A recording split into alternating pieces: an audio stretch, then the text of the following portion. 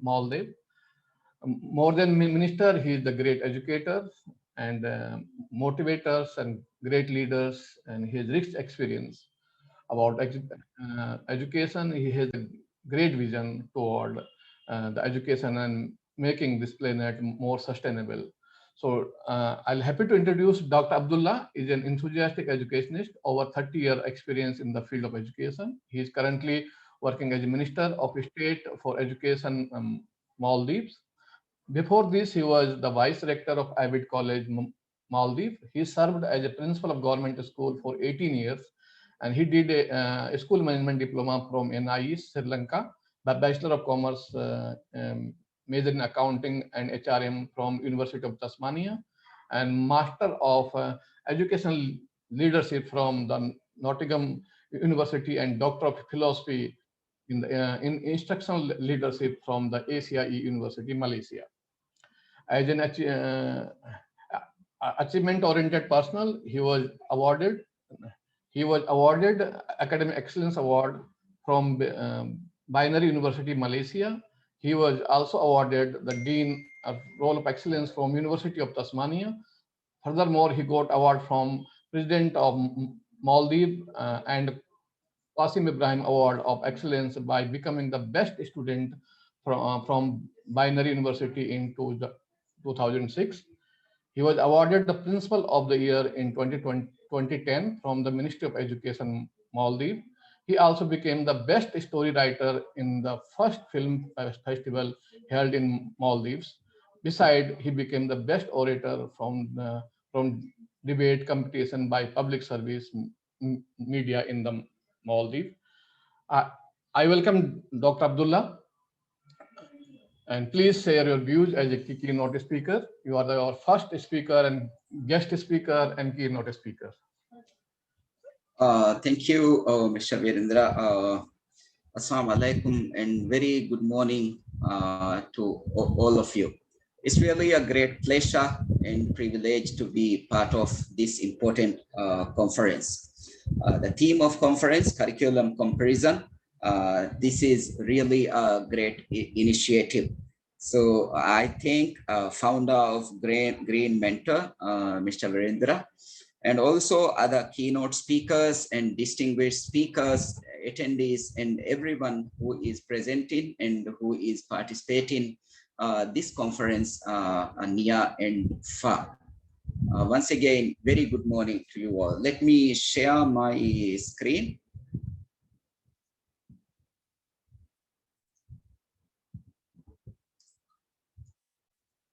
Yes, sir, please share this. Yeah. Thank you.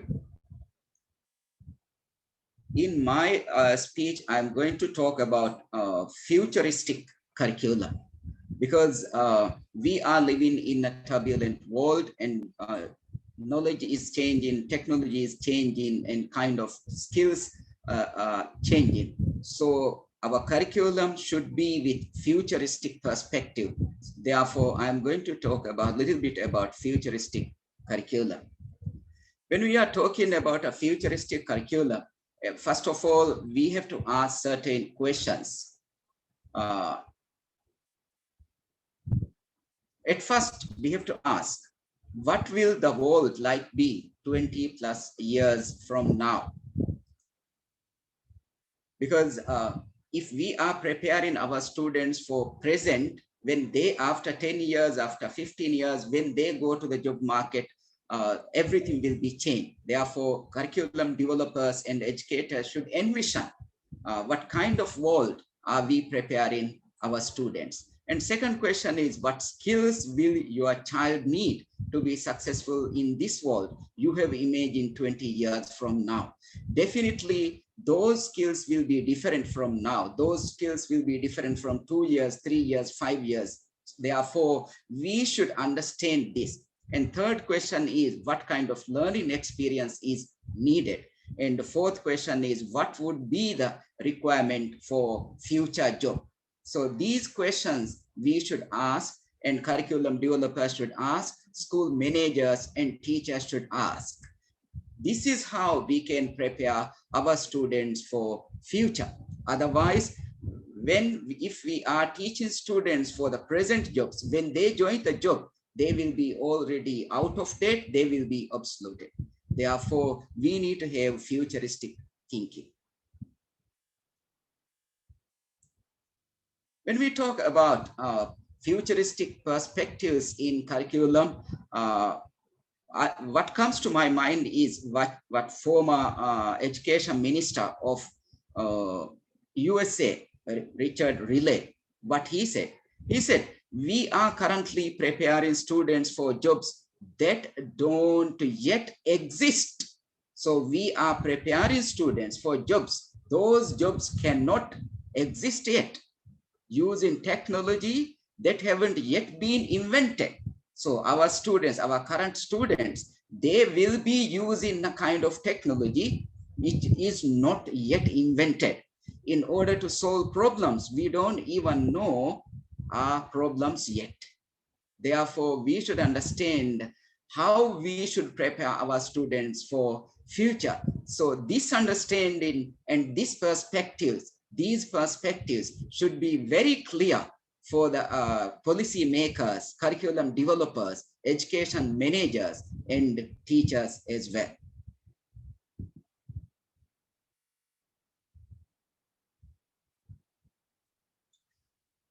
Futuristic academic leaders, when we are talking about futuristic perspective, futuristic leaders have an incredible ability to see the future. If these leaders, whether academic leader, curriculum leaders, curriculum developers, if we are unable to see the future, there is no way that we can prepare our students for the future. They are dreamers, visionary leaders, and perseverers with their school towards this future. Futuristic leaders influence the way people think, walk, and because this will create a better tomorrow for their students. Therefore, whatever the curriculum design, whatever the curriculum model, whatever your priority in your curriculum, we have to prepare our students for the future. So this is the framework for 21st century learning. Therefore, curriculum, I hope most of the curriculum in the world, or all the curriculum in the world, have already recognized this, this framework. In this framework, we can see learning environment is very important. So learning, there should be a very conducive learning environment for effective teaching and learning. And continuous professional development is required because knowledge is changing, technology is changing, situation is changing. Therefore, teachers should be updated daily. As Stefan Cobham has mentioned, we have to always sharpen our saw. And curriculum instruction is very important. From traditional curriculum instruction to transformative curriculum instruction is very important. Then standard assessment.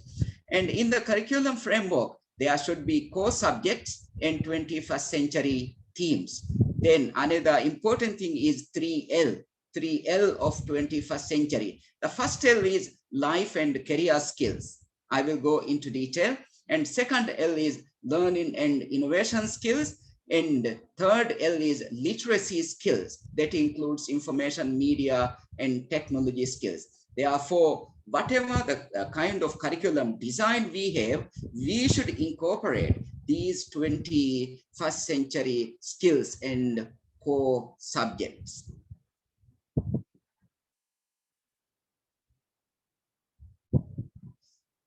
These are the 3Ls just now I mentioned. Therefore, when we design the curriculum, or when we revise the curriculum, or when we modify the curriculum, curriculum should include these 3L.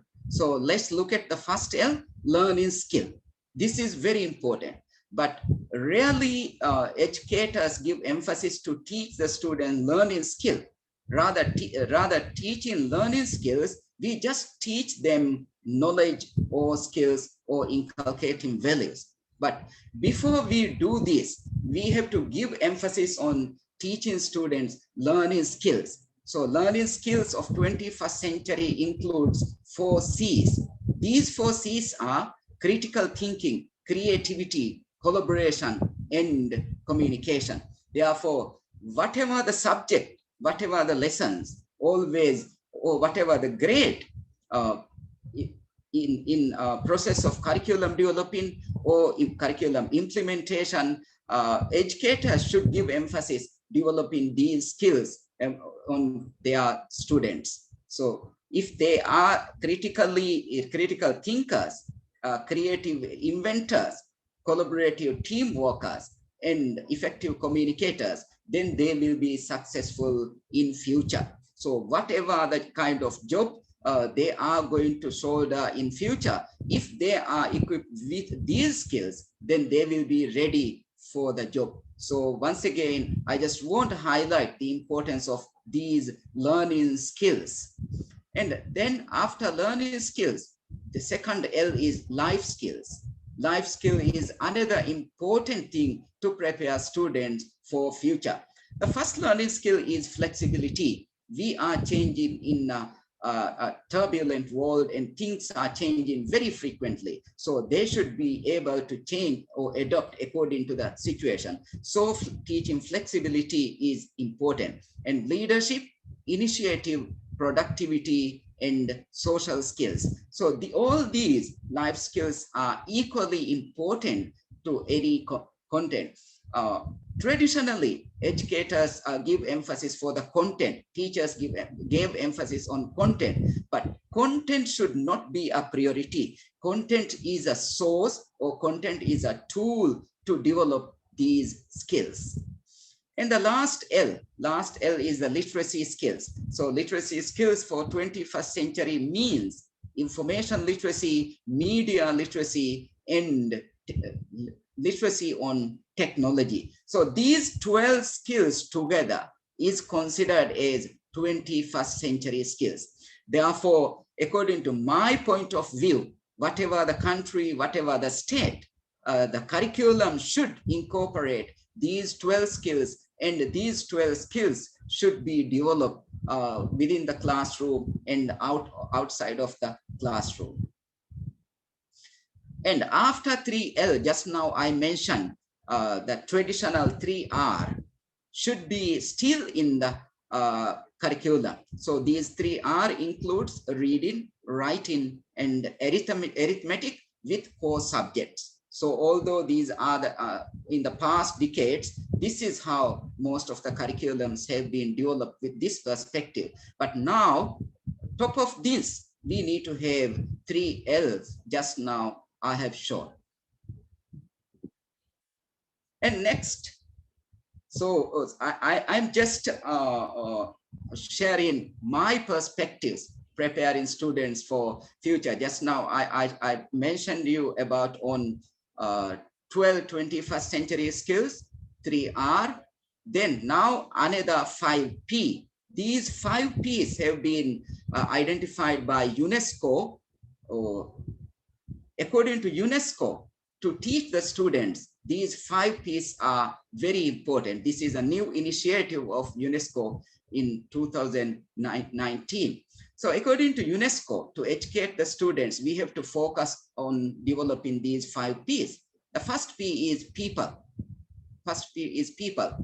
End poverty and hunger in all forms and ensure dignity and equality. In order to achieve this, we have to educate the young kids and young people, then only they will be empowered.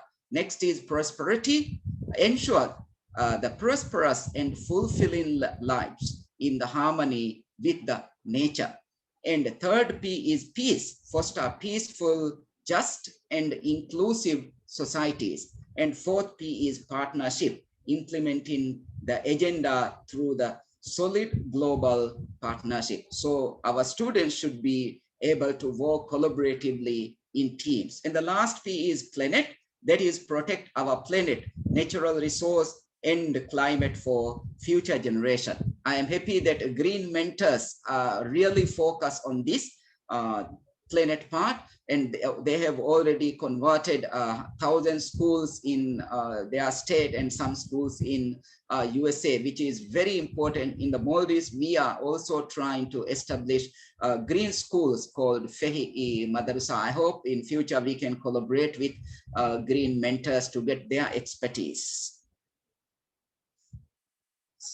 It's not only skills which is important to incorporate in a curriculum. It's not only 3R. With 3R, 12L, we need to include values. This is not an exclusive list, but this is just an example. Teaching students content is not enough. Developing skills is not enough.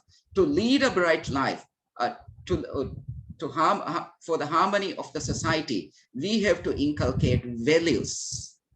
We have to make our students respect and take responsibility, honesty, and caring, because the world is very much materialistic.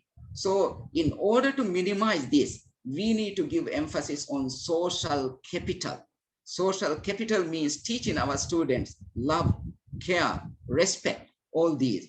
Therefore, the curriculum should give emphasis on inculcating values. And next, very important part for futuristic education is STEAM education.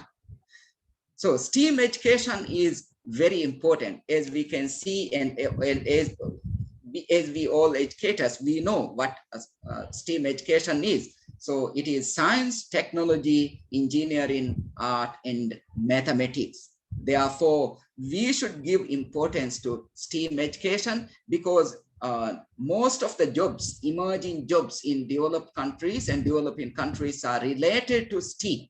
Therefore, STEAM education is very, very important. I am sure most of the countries have given STEAM education as a priority. Therefore, curriculum should address this, and through curriculum, we have to design the curriculum in a way to give priority on providing STEAM education to our students. As we are talking about STEAM education, we have to transform the teaching learning process. Very impressive to teaching learning process, I have found a scientific method and engineering method. So these two methods of teaching are very impressive, very interesting, because unlike the traditional teaching, keeping students just passive listeners, we have to use constructivist approach, inquiry approach. In order to teach these approach, these scientific method and engineering process are very useful. Teaching shouldn't be started with a lesson or with a topic. Teaching should be started by asking a question from the students and make them curious and prepare them and make them realize they need content in order to answer the question. So by having a question, they can do a research, they can form a hypothesis, and they can do the experiment, they collect data, they analyze the data. If their hypothesis is true, then they can issue the result and present the result. But if it is not true, then again, they should go back and modify their hypothesis. Same goes to engineering method. So the lesson or the teaching should start by identifying a problem or making them realize there is an opportunity. So then they do the research, they plan, they make a prototype. If their prototype is working, okay, then they can complete it. If not, they have to again modify the prototype and make it work. Then it may be a commercial thing. So creativity and innovation is very important for 21st century. In order to make our students as creative thinkers, as innovators, engineering process and scientific methods are very important. So now the question is transformative teaching and learning.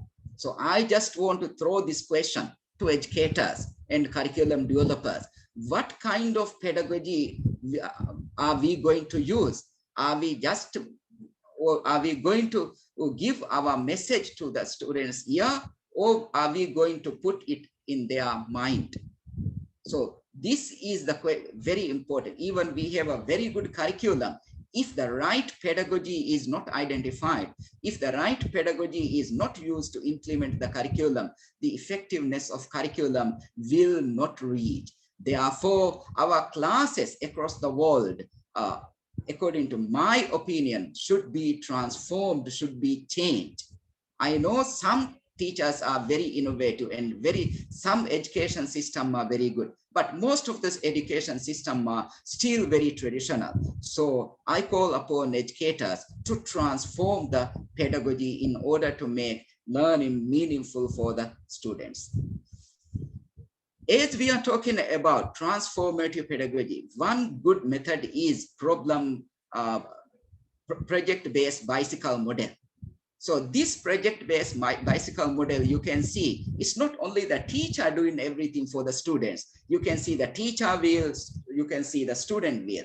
In the teacher wheel, planning part is more for the teacher, and the students planning is little, but they also participate in the planning. For the student, do is more.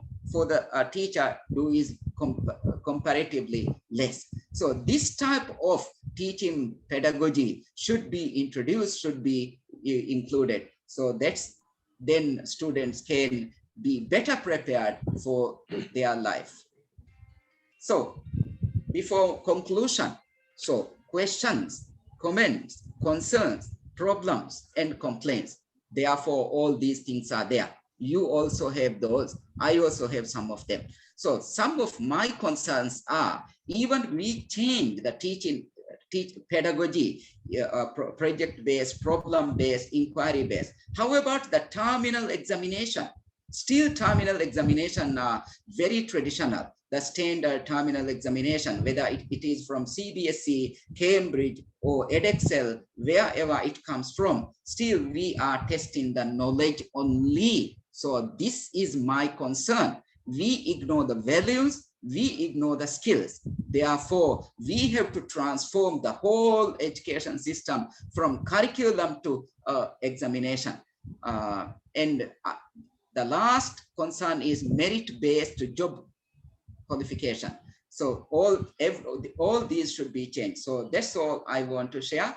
In the Maldives national curriculum is a competency-based curriculum. You can, it is available on National Institute of Education's website. Thank you and wish you all a very good day. I wish a very good conference for everyone. And all the teams are very impressive. I will be watching the whole conference, inshallah. Thank you. Thank you, Dr. Abdullah. It was very inspiring session and very informative. I'm sure that you are doing great in Maldives. I'm sure, and under your leadership, the education will lead, and education of Maldives will inspire other countries also. Now we have next speaker is Dr. Fernando. Yeah, Dr. Fernando Locra Castro. He's ambassador of the Republic of Costa Rica to the United States of America. He's our second speaker, and after that, our Anil Sahasrabuddhe will be speaking at 10:30. So, Dr. Fernando Locra Castro